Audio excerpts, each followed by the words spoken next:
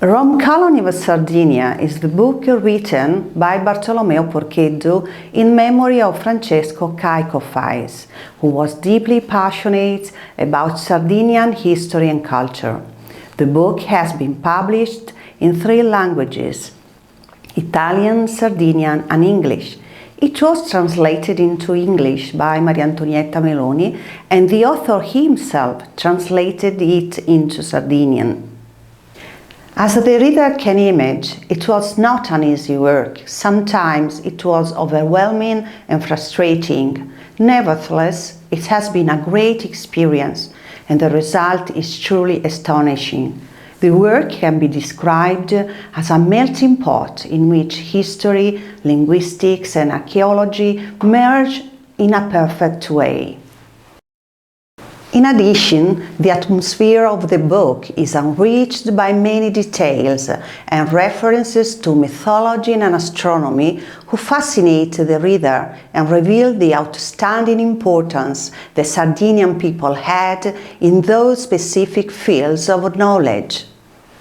One of the most fascinating aspects of the book is the mix of different writing styles used by the author to convey its contents and to attract the reader.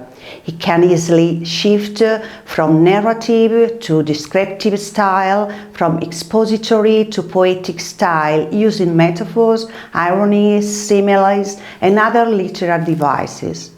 In this way, the book can be read on different levels of difficulties and from different points of view.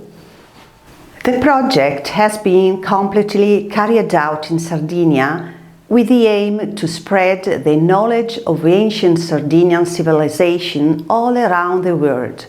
The text is structured in 3 sections and 12 chapters and consists of 448 pages. Each chapter has a specific theme, ranging from the Sardinian mythology and heroes to the origin of astronomy and the names of the constellations, from the Pelagians' origin to the first founders of Rome. Furthermore, 1,250 footnotes provide detailed bibliographical references and deep insights on the ancient documents. No doubt about the huge studies carried on by the author before writing this exceptional book. More than 100 specific images frame the volume, in which the author highlights the dominion held by the Sardinian people in the ancient Mediterranean basin from the Neolithic to the end of the Bronze Age. As in a puzzle, piece by piece, he progressively recomposes the close relationship between Rome and Sardinia that is the main aspect of the book. The text gives us a different perspective about the development and relationship among the earliest inhabitants of the Mediterranean basin. Before Greeks and Romans, Sardinians were the lords of the seas, and they had been invincible for thousands of years.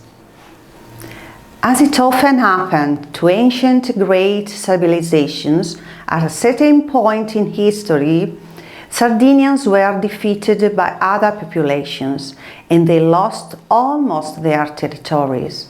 Nevertheless, the remains of their great power, though all the attempts made by their successors to destroy them, are still evident in Sardinian language and in all their astonishing buildings and monuments, mainly on our island. This and much more is described in the book. I would highly recommend this surprising, captivating, very complex text to anyone who would like to discover and study the ancient Sardinian history from a very new point of view, a revolutionary alternative to the actual official narration.